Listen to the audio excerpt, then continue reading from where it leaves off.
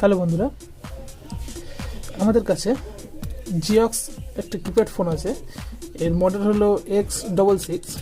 এই X66 এই ফোনটাতে সমস্যা, আমাদের স্পিকারটা কাজ করছে না। সো এই স্পিকার ট্র্যাক লাইনটা সম্পূর্ণ আমরা দেখব এবং কী কারণে কাজ করছে না সেটাও আমরা ফাইন্ড করে আমরা রিপেয়ার করব। চলো বেশি দেরি না করে আমরা ভিডিওটি শুরু করার আগে একটাই রিকোয়েস্ট, চ্যানেলে নতুন হলে চ্যানেলটি সাবস্ক্রাইব করে আমাদের সঙ্গে থাকবে। সো এখন আমরা দেখব SPD CPU এর স্পিকার ট্র্যাক লাইন। সর্বপ্রথম আমাদের মাল্টিমিটার দিয়ে সমস্ত ট্র্যাক লাইনটা দেখে নিতে হবে ঠিক আছে কিনা। স্পিকারটা খুলে নিলাম। স্পিকারটা খুলে নেওয়ার পর আমরা দেখব যে স্পিকার ঠিক আছে কিনা।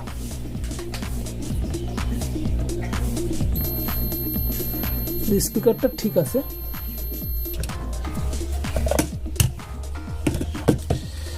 স্পিকার যেহেতু ঠিক আছে, আমাদের এখন ট্র্যাক লাইনটা দেখার পালা। প্রথমত অবস্থায় আমরা স্পিকারটা চেক করে নিলাম, ঠিক আছে। এরপর আমাদের দেখতে হবে স্পিকার ট্র্যাক লাইনে কোনো প্রকার ওমস শো করছে কিনা। আমরা এর জন্য মাল্টিমিটার ইউজ করব। মাল্টিমিটার নিয়ে নেব। মাল্টিমিটার নিয়ে আমরা দেখব স্পিকার ট্র্যাকে কোনো রকম ওমস শো করছে কিনা।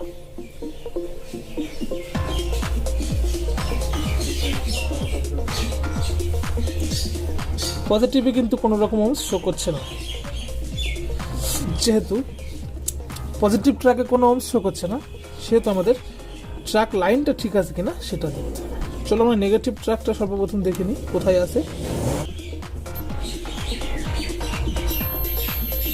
নেগেটিভ ট্র্যাক লাইনটা টিপস থেকে এখানে আছে। এখান থেকে আমাদের দেখতে হবে কোথায় আছে। CPU এর পাশে এই রেজিস্টারটাই কিন্তু নেগেটিভ ট্র্যাক আছে। পজিটিভ ট্র্যাকটা আমরা দেখব। পজিটিভ ট্র্যাক কিন্তু এই পর্যন্ত ঠিক আছে, কিন্তু কোনো রকম ওমস শো করছে না।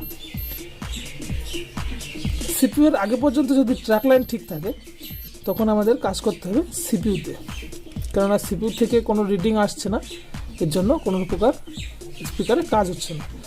যেহেতু আমাদের ট্র্যাক লাইন সম্পূর্ণটা ঠিক আছে, আমরা CPU-টা রিভলভ করে আমাদের সমস্যার সমাধান করে নিতে পারি। রিভলভ করার পরেও যদি না হয়, তখন আমাদের CPU-টা রিপ্লেস করতে হবে।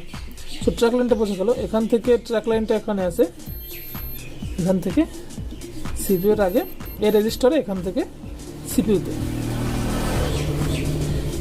সো বোঝা গেল আমাদের সমস্যাটা কিন্তু CPU থেকে। CPU-টা রিভলভ করে আমরা দেখব, না হলে আমরা CPU-টা চেঞ্জ করব।